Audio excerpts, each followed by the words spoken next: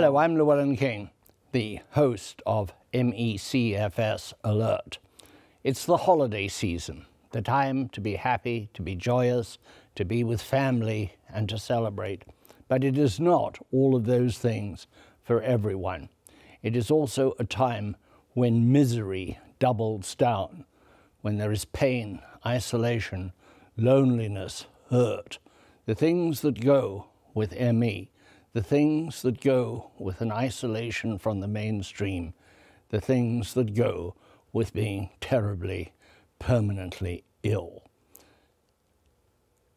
It isn't your fault. It isn't the fault of the sick. It isn't the fault of the caregivers. That loneliness, terrible, ghastly, awful loneliness accompanies this disease.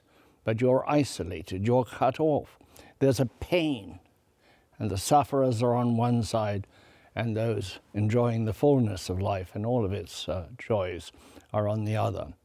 The trick is somehow to realize that you are not alone, that we understand it, those of us who are not afflicted but who care, the caregivers, the love givers, the families, the children, the parents, and the husbands, wives, and lovers, that you are not alone in this time when misery can be so acute, when the sense of differentness, of being somehow disallowed the fullness of life, that your life has been taken away, shackled, put into a dungeon, all of that, which somehow is more acute at a time of celebration.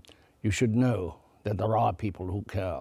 But also, you should know that you are important in many ways. One of those ways is that you, by being sick, are also, alas, somebody who bears testament, somebody who tells other people about this terrible disease, about the affliction, and through that proselytizing, quiet, inevitable proselytizing, you may bring about a change. We may get a scientific breakthrough that enables you to celebrate the next holiday season, or the one after, or the one after. A breakthrough must come. And how does this proselytizing work? Well, I owe it to my co-host in this program, the co-founder, my friend Deborah Woroff, who said to me recently, you know, there's no great body of medicine because most of the doctors who have devoted their lives to this disease have devoted their lives because they knew someone who had it, often a family member or a close friend. Derek Enlander in New York, a close friend of his in Northern Ireland, led him to be a specialist in ME.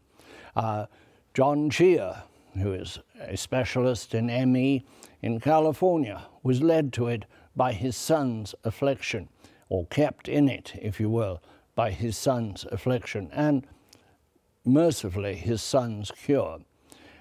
I got into it because of Deborah. She has suffered for 25 long years with this disease.